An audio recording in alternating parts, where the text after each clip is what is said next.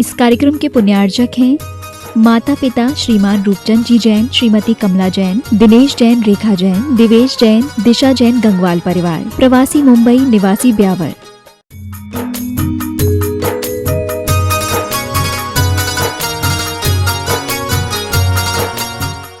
बच्चे परिवार की किलकारी होते हैं।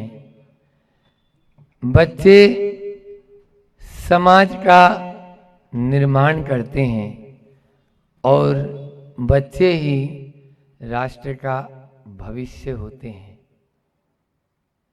एक सच्चा और अच्छा बालक बनाना और 100 विद्यालयों का निर्माण करना समान होता है। इसलिए हमें संस्कारवान बालक बनना है, बालिका बनना है। अपने जीवन में शिक्षा के साथ में संस्कार होना बहुत जरूरी है। आज शिक्षा तो मिल रही है, लेकिन संस्कार में हम पीछे हट गए। पहले संस्कार थे तो शिक्षा नहीं थी। अतीत में शिक्षा नहीं थी लेकिन संस्कार थे। वर्तमान में शिक्षा है लेकिन संस्कार नहीं है। मैं आप सभी बालकों से और अभी यहाँ पे शिक्षकों से कहना चाहूँगा कि हमें शिक्षा को भी लेना है और संस्कार को भी लेना है। बीच में एक संकल्प का चुंबक लगा देना है। बस बीच में संकल्प का यदि चुंबक लगा देंगे तो हमारी शिक्षा संस्कार के साथ हो जाएगी। और जिस समय शिक्षा संस्कार के साथ हो गई, फिर उसके बाद में कुछ कहने की आवश्यकता नहीं। भारत प्रति भारत बनने में देर नहीं लगेगी। विश्व गुरु था, है और रहेगा।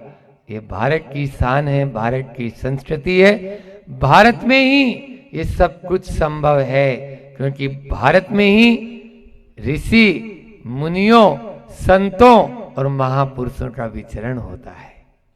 ये विदेशों में नहीं मिलेगा, ये केवल भारत की संस्कृति में मिलेगा। इसलिए भारतीय वसुंधरा को वसुदेव कुटुंबकम की उपमा दी गई है।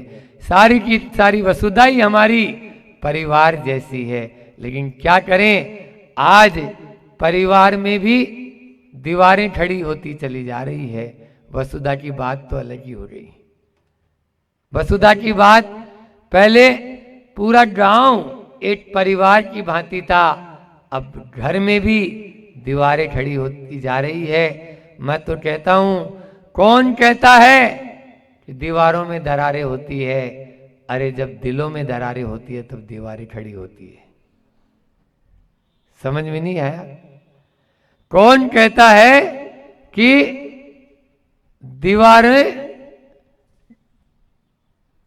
दीवारों में दरारें होती है?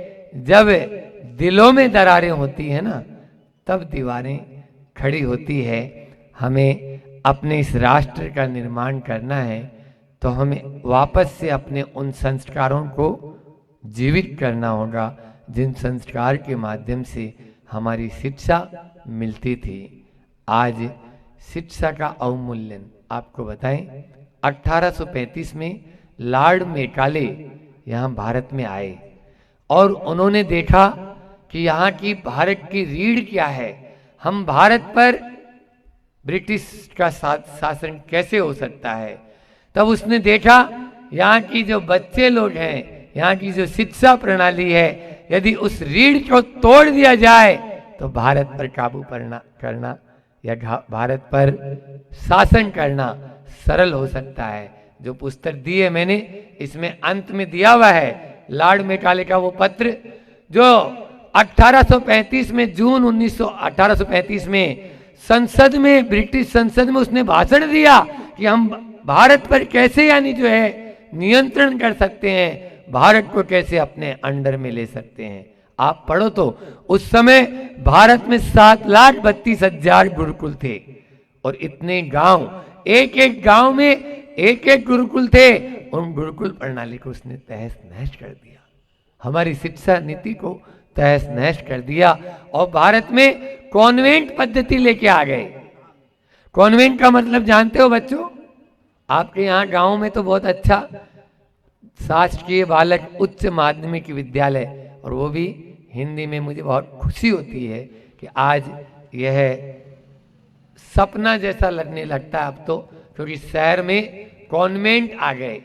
और कॉन्वेंट का मतलब होता है अनाथ आश्रम। क्या बोला? बोलो, क्या आप लोग अनाथ हो? जब तक यहाँ माता पिता और गुरु हैं तब तक कौन अनाथ है? कोई नहीं।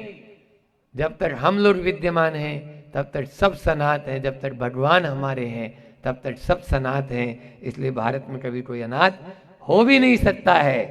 ये भारत में वहाँ कॉन्वेंट इसलिए चले कि वहाँ पर स्त्री और पुरुष होते हैं, पति पत्नी का संबंध ही नहीं होता। क्योंकि लिव इन रिलेशनशिप सिर्फ एक, यानी जो है ना, जो भारत में भी एक आने वाला है, ये बहुत बड़ा भूत। 8 साल तक साथ में रहेंगे और बाद में तुम तुम्हारे और हम हमारे। क्या आप लोग ये चाहेंगे? हमारे भारत में कभी भी ऐसा नहीं हो सकता है और नहीं होना चाहिए। लेकिन सर्वोच्च न्यायालय भी इसको अनुमति देने जा रहा है, आपको बता दें। क्यों? क्योंकि यहाँ के लोग इसी प्रकार की एक स्वतंत्रता का जीवन जीना चाहते हैं। वहां पर स्त्री पुरुष का संबंध होता है। एक अवांछित संतान जब पेट में आ जाती है और जन्म ले लेती है तो उसको वो गेट के बाहर रख देते हैं। नगर पालिका वाले आते हैं और उसको उठा के ले जाते हैं, और जिसमें रखते हैं उसका नाम कहते हैं कॉन्वेंट। पढ़ लेना डिक्शनरी में, ऑक्सफोर्ड यूनिवर्सिटी की डिक्शनरी में। ये आप लोगों के बता रहा हूं ना, शिक्षा आज भारतीय शिक्षा नीति में ही परिवर्तन हो चुका है। उस आमूल चूल परिवर्तन की आवश्यकता है। आचार्य श्री जी ने एक हाइकू लिखा है 17 अक्षर में, भारतीय विदेशी शिक्षा नीति ढो रहे हैं तभी तो ढो रहे हैं। एक व्यंग है ये, विदेशी शिक्षा नीति ढो रहे हैं तभी तो ढो रहे हैं। शिक्षक चाहते हुए भी बच्चों को समझा नहीं सकता, और बच्चे चाहते हुए भी शिक्षक को वो सम्मान नहीं दे पा रहे हैं जो सम्मान कभी हमारी भारतीय वसुंधरा पर होता था, जो सम्मान कभी गुरु वशिष्ठ और कभी गुरु द्रोणाचार्य को मिलता था। राज्यसभा में आने जाने की पूरी छूट रहती थी, कहीं कोई रोक टोक नहीं होती थी। हमारे शिक्षकों के लिए पूर्ण सम्मान की व्यवस्था रहती थी, कभी कोई पूछने का काम नहीं, किसी से कुछ भी नहीं। शिक्षक ने कह दिया मतलब कह दिया, ये होते थे गुरु। लेकिन अवमूल्यन, क्योंकि विदेशी शिक्षा नीति को हमने अडॉप्ट कर लिया और उसको अडॉप्ट करके उसी पर चलते जा रहे हैं। वही फिर भी मोदी जी आए हैं और 5वीं तक तो अभी हमारे जो गुरु जी हैं कस्तूरी रंजन, जो इसरो के प्रमुख चीफ थे, वो आचार्य श्री जी के पास में आए और लगातार 4 घंटे तक उन्होंने चर्चा की और पूछा कि भगवान हम कैसी शिक्षा नीति बनाएं कि हमारा भारत पुनः सोने की चिड़िया नहीं सोने का शेर हो जाए। तब गुरुजी ने जो सूत्र दिए थे उन सूत्रों को कस्तूरी रंजन जी ने मोदी जी को जाके बोला और मोदी जी ने 5वीं कक्षा तक यह लागू कर दिया। धीरे धीरे आगे भी होगा, निश्चित रूप से होना ही चाहिए। इस प्रकार से हमारी शिक्षा में परिवर्तन धीरे धीरे आएगा। दूसरी बात बोलूंगा, भारत को आप लोग भारत बोले, यहाँ पर तो आप लोग हिंदी में हिंदी माध्यम से होती ना, हाँ आपने तो बहुत बढ़िया। तो भारत का जो इंग्लिश नाम है, जैसे मैं आगे वाले बच्चे को खड़ा करता हूँ, एक बच्चा खड़ा हो जाए, सबसे छोटा वाला, हाँ क्या नाम है बालक? सोमदेव। क्या बात है, बहुत बढ़िया, अच्छा नाम है, ये तो प्रभु का नाम है। हाँ चंद्रमा है सोम। तो ऐसे अब इंग्लिश में लिखेंगे तो क्या लिखेंगे इसको? सोमदेव को बोलो SOMDEV, यही लिखेंगे। अब इसको यदि मान लीजिए सोमदेव को मैं रामलाल बोल दूं तो क्या जमेगा? बोल भाई, रामलाल बोलेंगे तो आ जाएगा। तो भारत का दूसरा नाम आई वाला जो शुरू होता है, मैं अपने मुझ से नहीं बोलूंगा, वो गाली है। अपनी मां को मैं गाली नहीं बटना चाहूंगा, स्पष्ट है ये। क्योंकि आप ऑक्सफोर्ड यूनिवर्सिटी की 700 निवासी 789 पेज नंबर याद रख लेना, उस पेज नंबर पर उस शब्द का अर्थ देख लेना, आई पर जो है, समझ में आ रहा है? उसमें लिखा हुआ है पुअर लोग। क्या बताया? क्या आप लोग पुअर हैं? बोलो, भारतीय हो तो। फिर दूसरा ओल्ड फैशन, क्या आप ओल्ड फैशन वाले हैं? क्या हम ओल्ड फैशन वाले हैं? अपने आप को कहलाओगे? नहीं। और तीसरा तो और ज्यादा चौंकाने वाला अर्थ है उसमें, क्रिमिनल पर्सन। क्रिमिनल पर्सन, आपराधिक प्रवृत्ति के लोग। क्या आप आपराधिक प्रवृत्ति के लोग हैं? ये उन्होंने, ब्रिटिश वालों ने बोला और हमने स्वीकार कर लिया, और आज भी वो नाम चल रहा है और धड़ल्ले से चल रहा है, और लोग गौरवान्वित महसूस करते हैं। टी शर्ट पे लिखवाते हैं खिलाड़ी लोग। अरे भारत लिखवाओ ना, BHART। इंग्लिश से मेरा विरोध नहीं है, आप इंग्लिश में लिख लो, कोई बात नहीं, लेकिन भारत को भी इंग्लिश में भारत ही बोलेंगे हम। भारत को दूसरा नाम, मेरी माँ का दूसरा नाम कैसे हो जाएगा? ये तो जवाब दो। इसलिए आप लोगों को जागने की आवश्यकता है, और जागेंगे, और एक न एक दिन ये वापस, जिस दिन इस देश का नाम वापस से इंग्लिश में भी भारत हो जाएगा, ये सोने की चिड़िया नहीं, सोने का शेर हो जाएगा। ये हमारा वचन है। सोने, कोई गरीब नहीं रहेगा यहाँ पे, कोई भिखारी नहीं रहेगा भारत में। जब लॉर्ड मेकाले भारत में आया था, कोलंबो जब भारत में आए थे, उस समय कोई भी यहाँ पर एक भी भिखारी नहीं था, एक भी यहाँ पर दरिद्र नहीं था। दूध और घी की नदियां बहती थी। वह भारत हमारा पुनः लौटेगा, क्योंकि शिक्षा उसी को कहते हैं जो हमें मुक्ति का मार्ग दर्शाए। सविद्या या विमुक्ते, यह विद्या उसी का नाम है जो हमें मुक्त कर दे, हाँ, मुक्ति दिला दे। फिर संस्कार, इस पर भी 5 मिनट में चर्चा कर लेते हैं, क्योंकि हमें आगे भी जाना है। आपको बता दें, सर्दी, गर्मी, बरसात, कैसा भी मौसम हो, वैसे इसमें एक फोल्डर दिया है हमने गुरुजी को, कि दिगंबर मुनि की एक अद्भुत चर्या होती है, और उस चर्या की कैसा भी, जैसे चाहे कितना भी सर्दी हो, माइनस टेम्परेचर भी, हम जैसे दिल्ली के आसपास में भी रहते हैं तो ऐसे ही रहेंगे। उस समय ऐसा नहीं है कि हम कोई वस्त्र आदि धारण कर ले या कोई छाल आदि पहन ले, नहीं, रात्रि में भी इसी प्रकार से रहते हैं। और गर्मी में भी 50 का टेम्परेचर छू जाए तो कभी कूलर, AC, पंखे आदि का उपयोग कभी भी नहीं करते हैं।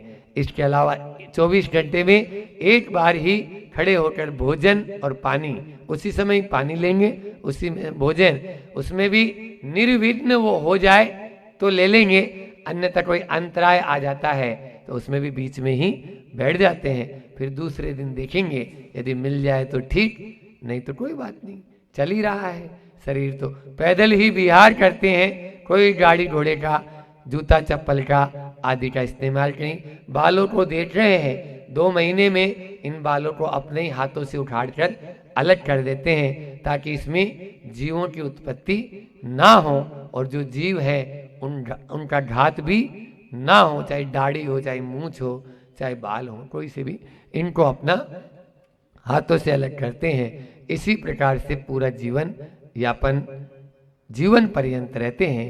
तो यह अपनी, जैसे पशु होते हैं, वो भी प्रकृति के अधिकतर प्राणी वस्त्र नहीं पहनते हैं, ठीक है ना, हाँ, इतना जरूर है, लेकिन गृहस्थ अवस्था में वस्त्र पहनना बहुत जरूरी है, ये सभ्यता का प्रतीक है, अन्यथा असभ्य कहलाएंगे। या तो दिगंबर मुनि बनो और या वस्त्र पहनकर रहो, 2 ही बातें हैं, ठीक है ना। ऐसा नहीं हो सकता कि आजकल की लड़कियां और लड़के फटे पजामे और फटी पैंट पहन के आधे आधे अर्ध नग्न जो चित्र देखते हैं, वो हमारे यहाँ की संस्कृति नहीं है, क्योंकि यहाँ की संस्कृति पूर्ण वस्त्र पहनकर रहने की है। ये भारतीय संस्कृति ही है, यहाँ पर विदेशी में नहीं है। आपको बताएं, एक बार ऐसा हुआ कि जैसे अभी यहाँ बालक आगे बैठे हैं, बालिकाएं पीछे बैठी है, इसी प्रकार से भारत में होता है। लेकिन एक बालक ने मेरे से पूछा, महाराज जी एक बात बताओ। मुझे पूछ भैया। बोले वो विदेश में जब भी कोई लड़का लड़की चलते हैं तो हाथ पकड़ के चलते हैं, कोई भी स्त्री पुरुष चलते हैं तो हाथ पकड़ के चलते हैं। अपने भारत में तो पति पत्नी होते हैं, वो भी पति आगे जा रहा है, पत्नी पीछे पीछे चल रही है उसके, कभी भी हाथ पकड़ के नहीं चलते हैं। मुझे सुन, अब भारत में तो भारत का ही जवाब देना पड़ेगा। मुझे वहां पर ऐसा होता है कि वो पत्नी कब छोड़ के भग जाए कोई पता नहीं। हमारे भारत में पूरा विश्वास रहता है कि अब मेरा जीवन पर्यंत यही साथ देगी और यही साथ मेरा देंगे। पत्नी परमेश्वर अपने पति को मानती है और पति भी एक ही पत्नी में संतुष्ट रहता है। ये भारत की ही देन है, इसलिए वहां पर इस प्रकार से होता है। हमारे यहाँ बहुत सारी चीजें मिलेगी आपको, भारत में बहुत सारी नहीं, सारी मिलेगी। और विश्व के अंदर अद्भुत चर्या और अद्भुत संस्कार यहाँ के हैं। तो मैं बोल रहा था, आप लोगों को संस्कारित बनना है तो अपने जीवन में नशा से मुक्त होना है, व्यसन से मुक्त होना है। आज वर्तमान में भारत सरकार ने गुटखा गुटखा गुटखा गुटखा बोलो ना, सब बच्चे बोलो, गुटखा गुटखा गुटखा गुटखा। अब टी साइलेंट हो जाता है ना इंग्लिश में, तो अब टे को हटा दो, बीच वाले को। आप ही लोग तो जैसे स्टेशन में टी है तो आप साइलेंट कर दिए, बोला ना स्टेशन में T, TATI on, STATIT on, तो बोले टी साइलेंट है, तो हमने भी टी साइलेंट ही किया है और ज्यादा थोड़ी किया है। तो इसलिए कभी भी आप अपने जीवन में ऐसी चीजों को ना आने दें।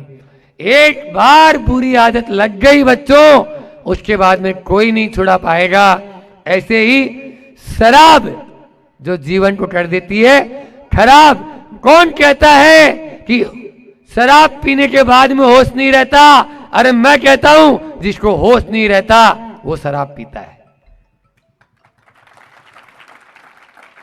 जिसको होश नहीं है ना, वो शराब पी रहा है। शराब पीने के बाद में पहले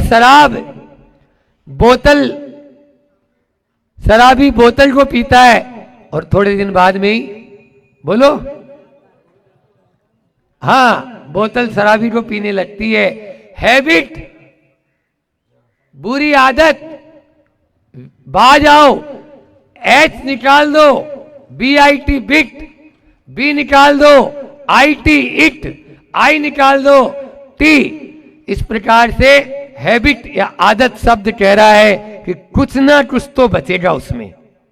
इसलिए अपने जीवन में गलत सोच कभी नहीं लाओ। गुटखा है, सिगरेट, एक हो रहा था सिगरेट, हुक्का, आजकल बच्चियां पीने लगी। इंदौर में हुक्का के नाम से बड़े बड़े सेंटर खुलने लगे। आप लोग इंदौर पढ़ने जाओगे ना? हाँ, देखो खरगोन वाले और ये क्या, कौन सा काम, ऊन वाले बता रहे हैं इंदौर है। तो बोलो, इंदौर में ये देखो हंस रहा है हमारे दीपक भी, क्योंकि वहां पर बड़े बड़े हुक्का सेंटर खुल रहे हैं और उसमें लड़कियां जाती है, खुले आम जा रही है। बंधुओं, जीवन में याद रख लेना, एक ही चीज ऐसी है जो खींचने से छोटी होती है और उसको सिगरेट कहते हैं। जितना खींचोगे उतनी छोटी होगी, आपकी आयु भी उतनी छोटी होती चली जाएगी, फेफड़े खराब हो जाते हैं। Gujarat research centre, cancer research centre ने एक डॉक्यूमेंट्री फिल्म बनाई, विश्लेषण, आप लोगों को दिखा देंगे, गुरुजी को हम उपलब्ध करा देंगे, आपको वो दे देंगे, तो वो फिल्म आप इनको बताएं।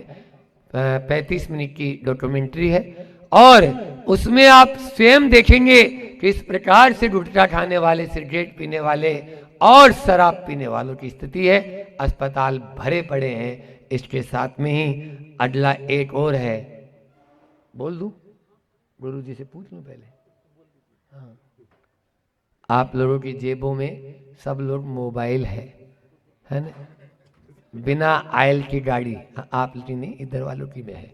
हाँ, तो मोबाइल ये सबसे बड़ा दुश्मन है, बिल्कुल। टीवी और मोबाइल, आप लोगों को जानकर अचंभित होंगे। आज विज्ञान ने 3 साल पहले, मैंने पढ़ा था ये पेपर में आर्टिकल, मेरे पास उसकी कटिंग रखी हुई, आप चाहो तो देख सकते हो, दैनिक भास्कर के, कि 3 साल पहले आया था कि 2.5 वर्ष की उम्र में मोबाइल के माध्यम से, 2.5 वर्ष का बच्चा है, अभी 2.5 साल का बच्चा हुआ है पैदा होने के बाद, 2.5 साल तक के बच्चे में 2 लाख हिंसा के चित्र उसमें देख चुका है। 2.5 साल का बच्चा, 2.5 साल का बच्चा मोबाइल में और टेलीविजन में कितने 2 लाख हिंसा के चित्र देख चुका है। ये तो ठीक है, इससे और आगे की बात बताता हूं, 25,000 रेप और बलात्कार के चित्र उसमें देख चुका है। 2.5 साल का बच्चा रेप और बलात्कार के चित्र 25,000 2.5 साल की उम्र में देख चुका है। बोलो, अब बताओ, क्या आप उसको अपना मित्र मानोगे? छाती से लगा के रखते हैं आदमी। इसलिए यदि आपको सच्चा इंसान बनना है, नागरिक बनना है, आजादी के इन 75 वर्षों में सर्वोच्च न्यायालय के, सुप्रीम कोर्ट के न्यायाधीश महोदय कह रहे हैं, आजादी के अमृत महोत्सव 75वां वर्ष हमने मनाया, लेकिन पढ़े लिखे साक्षर व्यक्ति तो हमने पैदा कर दिए हैं। ऐसे ऐसे गांव जहां 100% साक्षर हो गए, लेकिन आजादी के इन 75 वर्षों में, सुन रहे हो कुमावत जी, एक भी नागरिक नहीं बना पाए। हमारे लिए आंखों में पानी आता है ऐसी बात सुनकर कि हम आजादी के इन इतने सालों में क्या किए। ये तभी हो रहा है जब हम शिक्षा के अवमूल्यन में चले गए हैं। उसका मूल्य अपन समझे, तभी अपने जीवन को आगे बढ़ा पाएंगे। तो आज मैंने 4 बातें आपसे की कि शराब, सिगरेट, तंबाकू या गुटखा और मोबाइल या टीवी, इनका उपयोग कम से कम करेंगे। बाकी 3 का तो त्याग ही करेंगे। शराब, सिगरेट और गुटखा, गुटखा, सिगरेट और शराब पीना कौन कौन चाहते हैं? कोई नहीं चाहते? आप लोग त्याग करना चाहते हो सब? बोलो बच्चों, तो दोनों हाथ अपने ऊंचे कर लो। बच्चियां तो वैसे ही, कोई भी त्याग कर दो, अपन को खाना ही नहीं है तो त्याग करो। हाँ, जितनी देर वो बच्चियां हाथ नीचे क्यों कर रखे? पीछे जितने भी टीचर्स वगैरह सब, जैन हो चाहे जैनेतर हो, कोई भी हो, इसमें कोई वो नहीं है। हाँ बोलो, हे गुरुदेव, आपके चरणों में हम संकल्प लेते हैं कि आज से हम गुटखा, तंबाकू, सिगरेट, गांजा, चरस, अफीम, शराब आदि का त्याग करते हैं। अपने जीवन में इन बुराइयों से हम हमेशा बचे रहेंगे। नीचे हाथ कर लो। जिस भी भगवान को मानते हो, ओम नमः शिवाय की 9 बार जाप कर लो। ओम नमः शिवाय, ओम नमः शिवाय, ओम नमः शिवाय, ओम नमः शिवाय, ओम नमः शिवाय, ओम नमः शिवाय, ओम नमः शिवाय, ओम नमः शिवाय, ओम नमः शिवाय। इस प्रकार से आज यह इस विद्यालय में आना हमारा भी सार्थक रहा और आपका भी सुनना सार्थक रहा। हमें जो बातें मैंने बताई है उन पर ध्यान देंगे कि शिक्षा नीति में आमूल चूल परिवर्तन लाना है। भारत को भारत ही बोलना है। हमारी मातृभाषा में ही हमको अध्ययन करना है।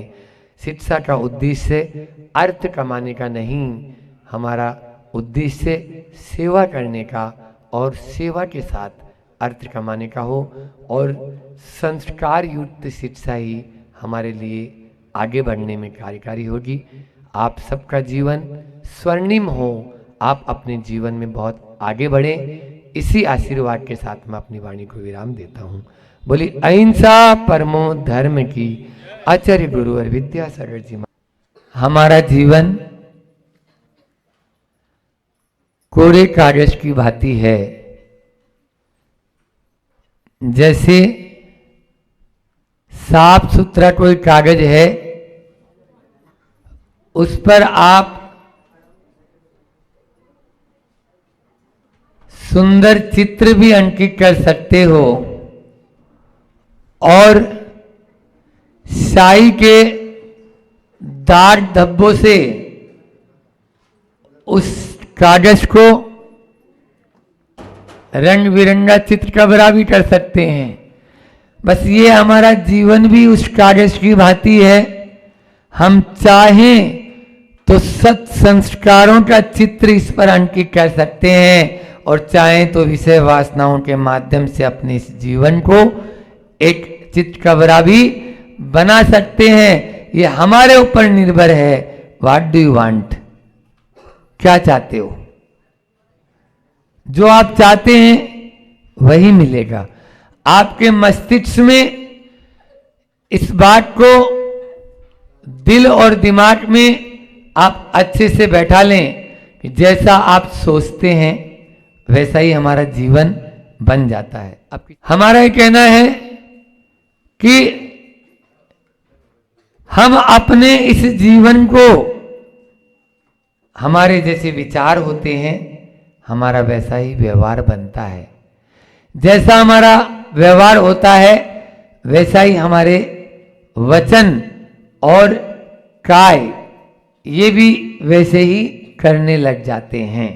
इसलिए अपने मन और वचन और काय इन तीनों को सुधारने की बहुत आवश्यकता है।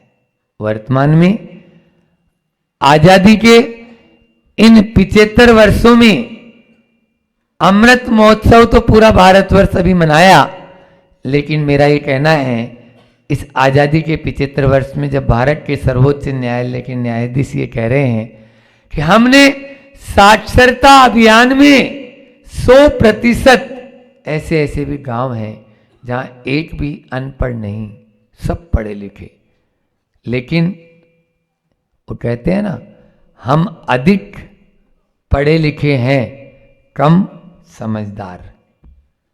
पढ़े लिखे तो बहुत हैं लेकिन समझदारी में हम कम हो गए। क्यों? क्योंकि हमारी शिक्षा ने जो संस्कारवान होनी चाहिए थी उन संस्कारों को छोड़ दिया है। इसलिए 4 बातें आपके सामने रखूंगा अल्प समय में कि सबसे पहले शिक्षा, यदि भारतीय विकास को चाहते हो, क्योंकि अभी जो विकास है वो विकास नहीं, आप स्वयं देख रहे हो वो विनाश की ओर जा रहा है।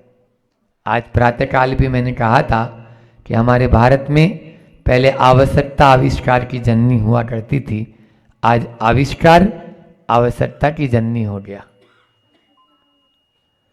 पहले आविष्कार होता है, बाद में उसकी आवश्यकता बना दी जाती है, जबकि हमें जो आवश्यक था उसकी आविष्कार हम स्वयं कर लेते थे। आप लोगों ने अभी मुझे यहां उच्च आसन दिया, 2 टेबल लगाई, उस पर चौकी रख दी, माइक रख दिया, पाठा लगा दिया, आपने बैठा दिया, ये मंच बन गया। लेकिन हम पहले मंच बनाएं और फिर उसको सेल करें ताकि जनता का पैसा अपने पास में खींचें। आज ये हो रहा है, एडवर्टाइजमेंट के माध्यम से आपको कृत्रिम एक आवश्यकता जनरेट की जाती है और उसके माध्यम से आपको आकर्षित किया जाता है। भले ही आपको जरूरत है या नहीं है, उससे उनको कोई मतलब नहीं, उनको तो आपके दामों से मतलब है, दामों से मतलब है। आप देखिए छोटी सी बीमारी है, हर क्षेत्र में, चाहे वो शिक्षा हो, चाहे चिकित्सा हो, चाहे न्याय हो, चाहे राजनीति हो, हर क्षेत्र में आज यही हो रहा है। और इसके माध्यम से आपका केवल जैसे कैसे तैसे भी हो, बस पैसे हों। इवन यहां तक भी कि शिक्षा भी अर्थकरी हो गई, अर्थकरी।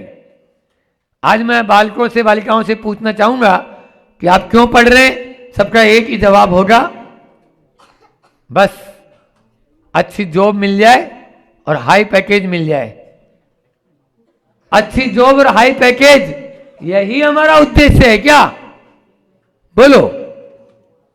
हमारे यहां तो लिखा हुआ है, आपने अभी चौहान जी ने बताया जैसा, कि सा विद्या या विमुक्ते, मां सरस्वती के चित्र के नीचे लिखा हुआ है विद्या वह है जो हमें मुक्ति दिला दे। ये तो बंधन की ओर ले जा रहे हैं, हम परतंत्र बन रहे हैं। एक भारत में विदेशी कंपनी आई थी, तब हमने इतना बड़ा युद्ध लड़ा और स्वतंत्रता हासिल की। आज निमंत्रण देके मल्टीनेशनल कंपनियों को भारत में बुलाया जा रहा है, आओ आओ, हमारे यहाँ का धन, हमारे यहाँ का सब वैभव आप ले जाओ अपने देशों में। बोलो कैसे होगा? इसलिए आप लोगों को यह सोचना है कि हमें क्या करना है। इसके लिए 4 बिंदु देके जा रहा हूं। हमारी स्व भाषा हो, हमारी स्व शिक्षा हो, हमारा स्व रोजगार हो और हमारा स्वदेशी हो, तभी हम भारत को प्रतिभारत बना सकते हैं, अन्यथा वह नहीं बन पाएगा। अभी तो हम दूसरों की भाषा के ऊपर, ये तो बहुत अच्छा है, यहाँ मध्य प्रदेश में जो शासकीय विद्यालय, हालांकि इनमें भी अब घुसने वाली है, वह माता, कौन सी माता? बोलो, विदेशी माता, वह अंग्रेजी आने वाली है। हमारी मातृभाषा हिंदी है। अंग्रेजी से मेरा विरोध नहीं है, लेकिन भाषा जो होता है ना, वो भावों को कहलाने का माध्यम होता है। ठीक है ना? मैं अभी जो बोल रहा हूं आप लोगों को अच्छे समझ में आ रहा है? अभी मैं अपनी भाषा दूसरी बदल दूं, आप लोगों को समझ में आएगा? नहीं आएगा। बोले कहां की बात कर रहे हैं महाराज जी? इस प्रकार से भावों को पहुंचाने का माध्यम है। और जो भाव आप अपनी मातृभाषा, जिस भूमि में आपने जन्म लिया है, उसमें जो भाव व्यक्त कर सकते हो, आप अन्य किसी भाषा में भी व्यक्त नहीं कर सकते, चाहे कोई सी भाषा हो। लेकिन आज हमें विश्व के साथ चलना है, अपने आप को खड़ा करना है, तो अंग्रेजी भी सीखना जरूरी है। मैं ये नहीं कहूंगा कि आप अंग्रेजी मत सीखो, लेकिन हमारी मातृभाषा हिंदी है, हिंदी ही हमारी मातृभाषा होनी चाहिए। हम माध्यम दूसरे को नहीं बना सकते, स्वभाषा। बहुत अच्छी बात कही कि राख के ढेर पर, राख की नींव पर किसी बिल्डिंग का निर्माण होना तो फिर भी संभव है, लेकिन विदेशी भाषा पर किसी राष्ट्र का निर्माण होना असंभव।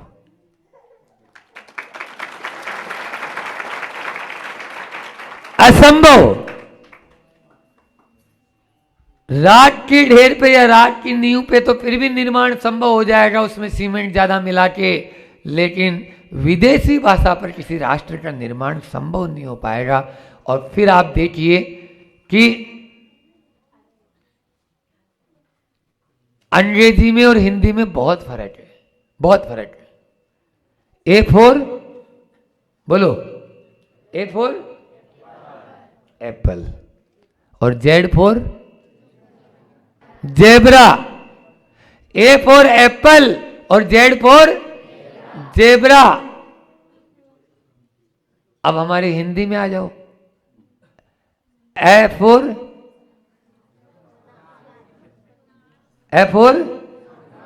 अनार, है ना?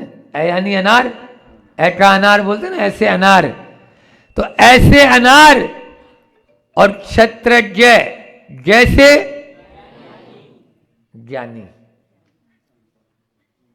विदेशी भाषा में पढ़ोगे, ऐसे एप्पल तो है, ऐसे अनार हमारे हिंदी में भी था, लेकिन वहां जाकर जेब्रा बन जाओगे और यहां जाकर ऐसे अनार पढ़ोगे तो जैसे ज्ञानी बन जाओगे। ये आप पर निर्भर है, आप क्या पढ़ना चाहते हो। बोलो।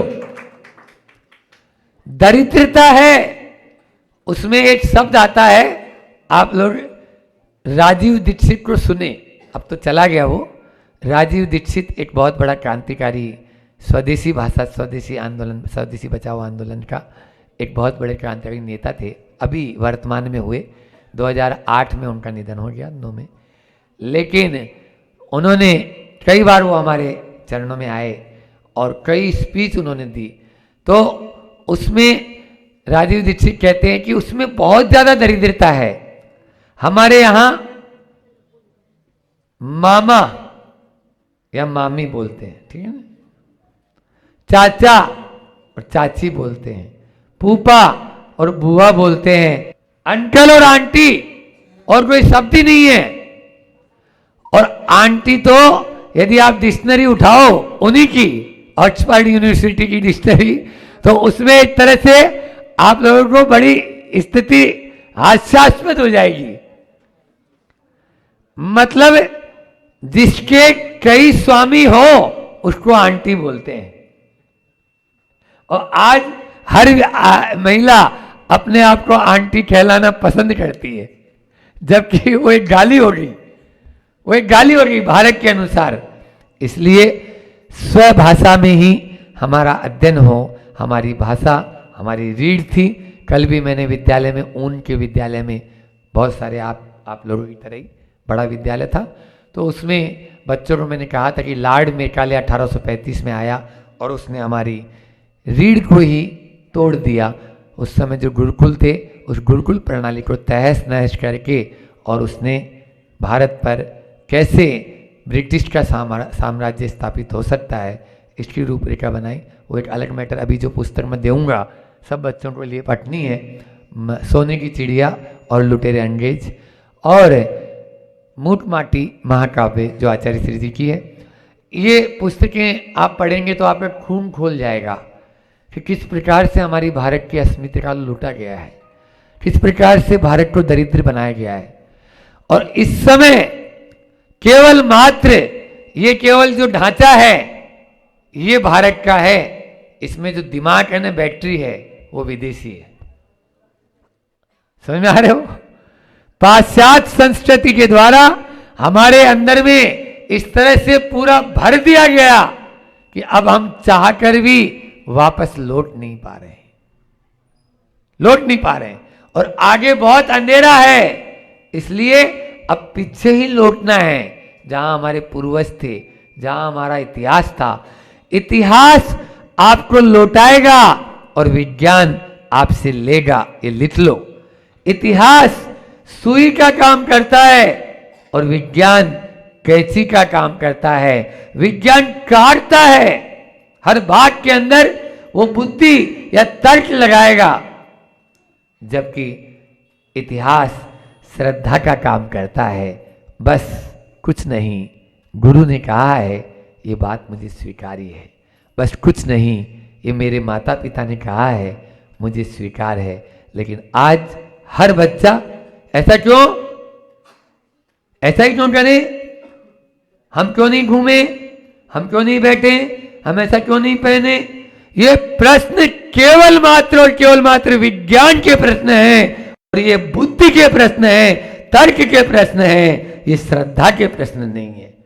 यदि हमारे अंदर में श्रद्धा होगी, हम पिता के सामने कभी आंट भी नहीं। जो आपके शिक्षक महोदय यहाँ पर हैं, आप उनसे पूछो कि जब पिताजी घर में आ जाते थे तो बेटा कहाँ होता था, पता ही नहीं, कि सामने आना ही नहीं उनके, ये एक लहजा होता था। इसलिए इतिहास आपको लौटाएगा, आप इतिहास का अध्ययन करें। विज्ञान आपसे लेगा, देगा कुछ भी नहीं। वो खुद ही अपनी जो प्रयोगशालाओं में प्रयोग करते हैं, आज वही सही बता रहे हैं और 2 साल बाद में उसी दवाई को बोलेंगे ये दवाई खराब है, इससे बीमारी होती है। उस समय कहते थे देसी घी मत खाओ, इसके माध्यम से कोलेस्ट्रॉल बढ़ता है, क्योंकि सफोला बेचना था ना उनको, सफोला बेचना था उनको, पोस्टमैन बेचना था। जब वो बिक गया, आज कंपनियां आसमान छूने को लगी, अब बोलते नहीं आप देसी घी खा सकते हो। हमारे यहां भारत में हर चीज साइंटिफिक थी, है और रहेगी। विश्व गुरु था, है और रहेगा।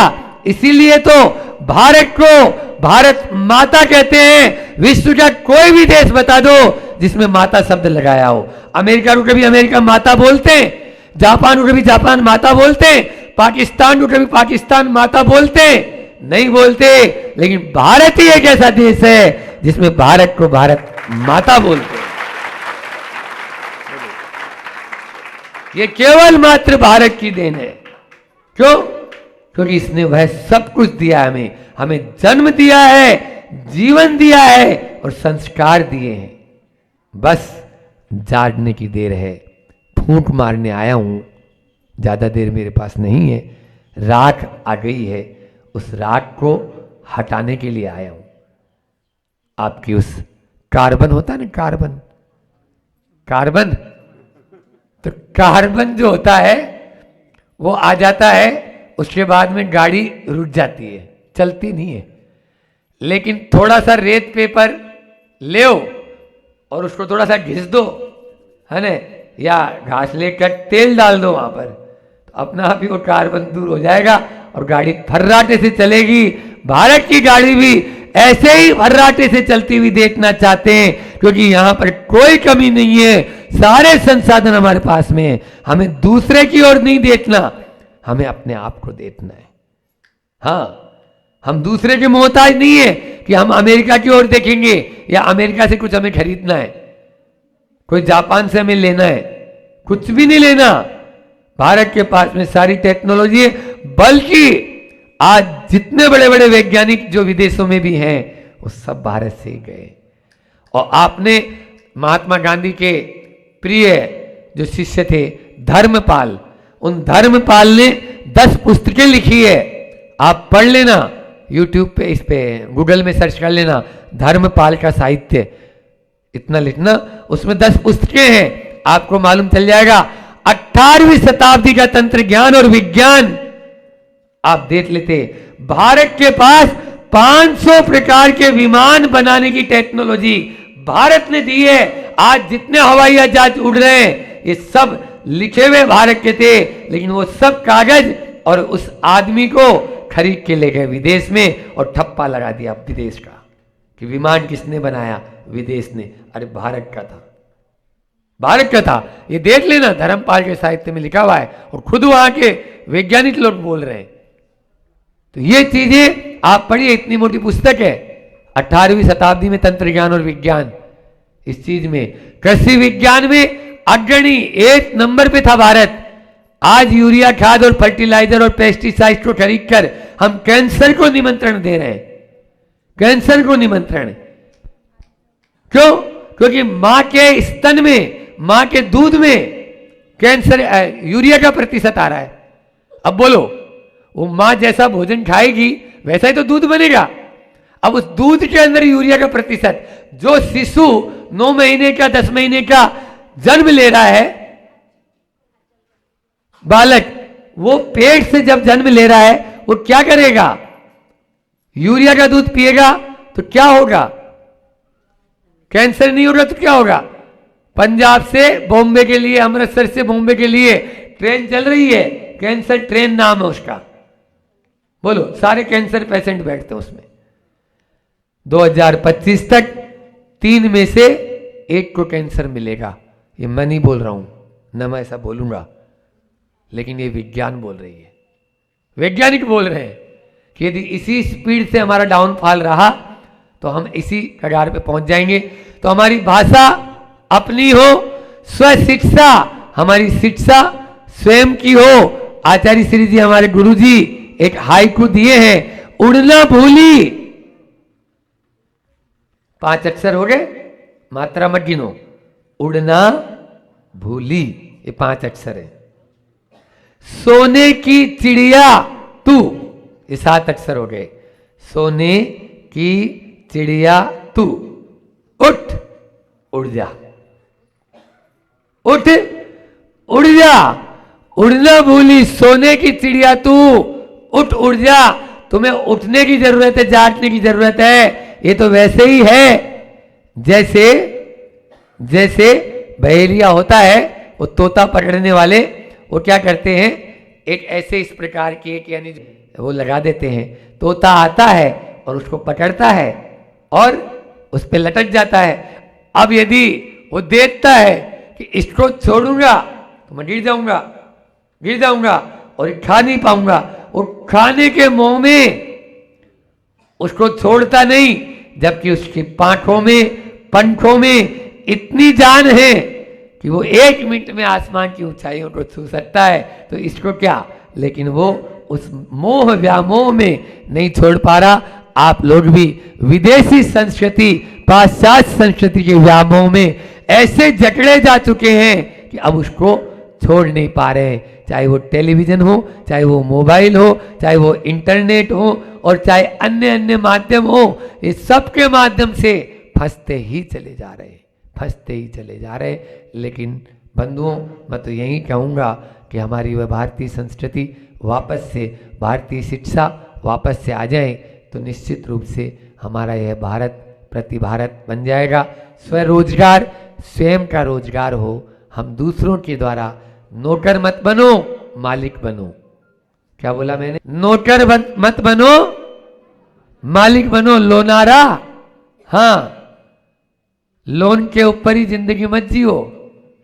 लोन आ रहा, किधर से आ रहा, उधर से आ रहा, इधर से आ रहा, ऊपर से आ रहा, नीचे से आ रहा, सब तरफ से आ रहा, इसीलिए नाम है लोनारा।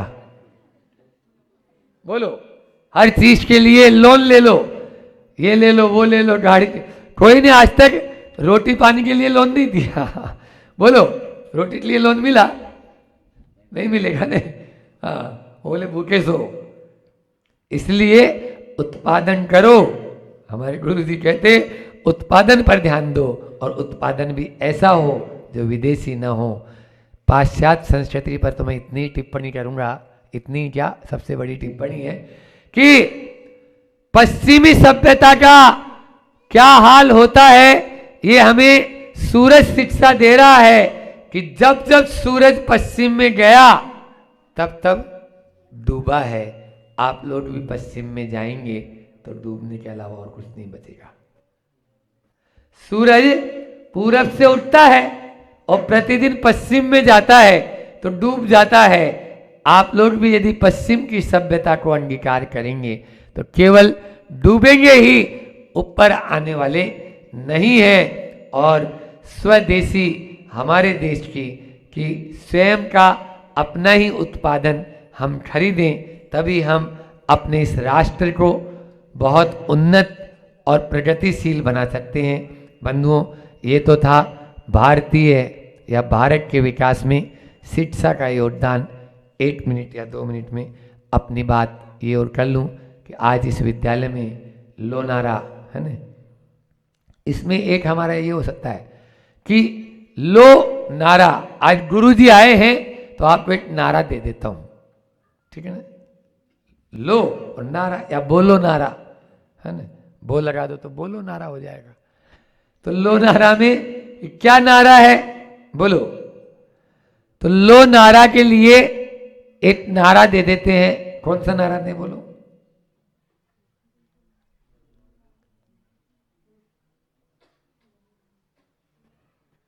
हमारी कार संस्कार। कौन सा नारा दे दिया हमने? हाँ, बोलो सब एक साथ, हमारी कार। आवाज नहीं आई। हमारी कार। थोड़ा तेज बोलना पड़ेगा अभी, जैसे पहले आपने जयकारा बोला था। हमारी कार। हाँ, बहुत बढ़िया।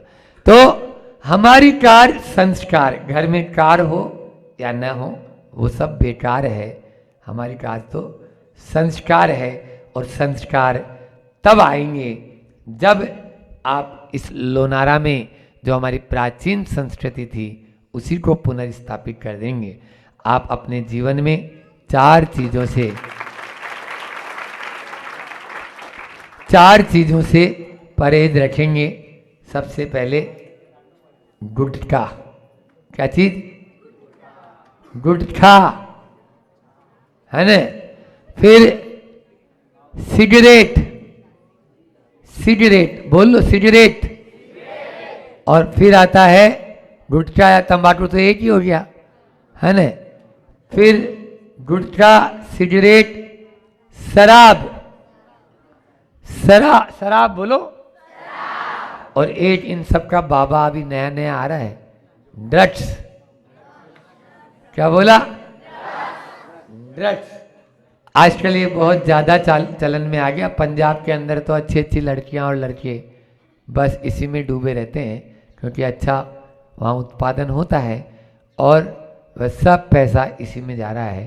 तो ड्रग्स के माध्यम से अभी मैं बड़वानी में जब चातुर्मास किया, ये वाला चातुर्मास, तो वहाँ के जिला न्यायाधीश महोदय आनंद जी तिवारी हमारे पास आते थे, और कलेक्टर साहब शिवराज सिंह जी वर्मा, ये भी बड़वानी में आता है क्या?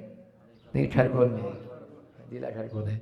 तो बड़वानी के ये दोनों अनेकों बार हमारे पास में आए और बड़ी बड़ी सभाएं कराई इन्होंने, चाहे जेल में ले जाना हुआ जहाँ 900 कैदी अभी हैं इस समय, और चाहे 5000 बच्चे कॉलेज में, जो वहाँ का कॉलेज ग्राउंड है वहाँ पर भी। तो हमने एक ही बात उन्होंने बोली, महाराज जी आपको ड्रग्स पे बोलना है। तो मैंने बोला ये क्या भला होती है, तब उसके बारे में थोड़ा जाना कि भाई ड्रग्स क्या होती है पहले, क्योंकि हमारे ज़माने में तो ऐसा चलता नहीं था, ज़्यादा से ज़्यादा बीड़ी सिगरेट चलती थी उस समय जब हम पढ़ते थे कॉलेज वगैरह में, तो वो भी अपन तो दूर से ही मतलब कभी, हाँ, क्योंकि इन चीज़ों के माध्यम से केवल मात्र बंधुओं जीवन में एक ही चीज ऐसी है जो खींचने से छोटी होती है, और वो क्या है? सिगरेट। बाकी सब बड़ी होती है, लेकिन सिगरेट को जितना खींचोगे ना, आपकी जिंदगी को भी उतना ही छोटी कर देगी वो। इसलिए आप अपने जीवन में इन सब चीजों से, तो पहले तो बोला मैंने गुटखा कैंसर का प्रबल कारण है। मैं तो यहाँ विद्यालय के अधिकारियों से कहना चाहूंगा कि गुजरात रिसर्च सेंटर ने एक मूवी बनाई है, डॉक्यूमेंट्री विश्लेषण, 35 मिनट 32 मिनट की वह डॉक्यूमेंट्री फिल्म आप सब बच्चों को दिखाएं तो इनकी आंखें खुल जाएगी। अभी वर्तमान में किस प्रकार से लाखों लाख लोग प्रतिदिन कैंसर के शिकार इसी कारण से हो रहे हैं। एक समय तो हमारा हो गया है, एक ताजा उदाहरण सुना देता हूं कि अभी जब हम नेमावर, नर्मदा नदी के किनारे एक स्थान है बहुत अच्छा, नर्मदा का बीच है, तो वहां पर नेमावर सिद्ध क्षेत्र में थे, वहां एक व्यक्ति आया, वो जबलपुर में मेरे से मिला, छोटा सा बच्चा था, बहुत प्यारा बच्चा उसका। उसकी पत्नी ने धीरे से कान में बोला था, महाराज जी इनका गुटखा छोड़ा दो। मैंने बोला भैया गुटखा छोड़ दे। बोले नहीं महाराज जी गुटखा तो नहीं छोड़ पाऊंगा। तो मैंने बोला देख भाई, इससे कैंसर हो जाता है, बहुत सारी बीमारियां हो जाती है, और हम वहां से 300 किलोमीटर बिहार करके नेमावर पहुंचे ही वो रोता हुआ आया, बोले महाराज जी जीभ में छाला बताया है जबलपुर के डॉक्टरों ने, और आप आशीर्वाद दे, बस कुछ न निकले। मैंने बोला आशीर्वाद है भाई, तुम जा। वो बॉम्बे गया और बोले कि जीभ को थोड़ा सा काटना पड़ेगा। उसके आगे से जीभ काट निकली हुए, तो बोले इतना ज़्यादा इन्फेक्शन है इसका कैंसर का कि आपकी पूरी जीभ काटनी पड़ेगी। 1 महीना भी नहीं लगा, 15 दिन में ही वो वापस बिना जीभ का मेरे पास में आया। हमारी आंखों से पानी आने लगा। मैंने ये क्या हुआ? बोलो, जिंदगी भर के लिए जीभ ही चली गई। आप चाहो तो उससे मिल सकते हो। इसलिए बच्चों, कभी भी उस पर लिखा हुआ है, और भारत सरकार ने तो उस पर बैन लगा रखा है, गुटखा बेच नहीं सकता कोई, खरीद नहीं सकता, लेकिन फिर भी बेचने वाला भी मूर्ख और खरीदने वाला महामूर्ख।